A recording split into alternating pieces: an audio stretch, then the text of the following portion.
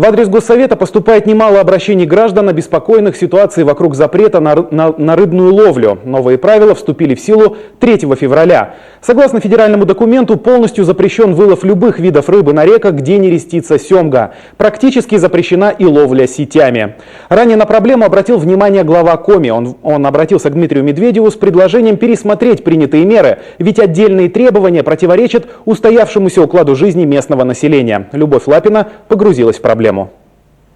Больше никакого сетного лова без путевки. Да что там, даже любительская ловля во многих местах оказалась под запретом. Печора, Уса, Ижма, Вычек, Давым, Мезень, Локчем и их притоки. Даже приближаться к этим рекам с удочками в руках отныне противозаконно. Игорь Ковзель отмечает, новую редакцию невозможно понять и уж тем более принять. Ведь для многих отдаленных сельских поселков эти реки оставались кормильцами на протяжении сотен лет, а кое-где и по сей день едва ли не единственный источник пропитания. К сожалению, эти правила, которые вступили в прошлом году, они стали для нас определенной неожиданностью, потому что никто с нами не консультировался, информацию нам заранее не высылали, чтобы спросить наше мнение, чтобы попросить замечаний, как это обычно делается, когда выпускаются какие-то законодательные акты Государственной Думы. Но так как это Министерство сельского хозяйства, по видимости, они посчитали, что они знают ситуацию в республике лучше, чем ее жители. Впрочем, как выясняется на круглом столе, о готовящихся изменениях профильные, в том числе и представленные в регионе федеральные ведомства, все же были в курсе.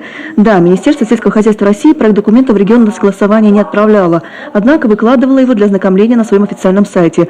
Уже тогда нужно было начинать бить колокола и пытаться донести до Федерации свою позицию. Впрочем, ни рыбоохрана, ни Росрыболовство, ни другие инстанции ничего не сделали. То есть они сделали обсуждение без нас?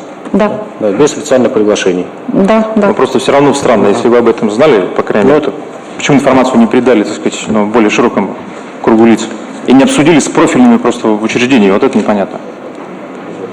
А 60 дней фактически мы понимали, что информация была, висела, кое-кто, как теперь выясняется, об этом знал, почему не распределились? Об этом знали, я думаю, что все. Как мы поняли, нет. Озвученная информация сразу вызвала шквал критики. Впрочем, устраивать охоту на ведьм парламентарии все же не стали. Сейчас не время искать виноватых, нужно исправлять ошибки.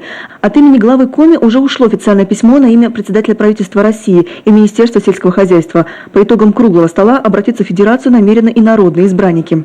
Мы рассчитываем на то, что, учитывая итоги круглого стола, учитывая такой общественный резонанс, такое раздражение, по-другому здесь не скажешь, населения, всех ассоциаций, сообществ, охотников, рыболов, просто любителей рыбной ловли, мы рассчитываем на то, что Федерация и федеральные чиновники все-таки отреагируют на эти просьбы и предложения. Суть предложений одна – вернуться к прежней редакции правил. Сроки до начала весенне-летнего сезона. Любовь Лапина, Вячеслав Беспалов, телеканал Юрган.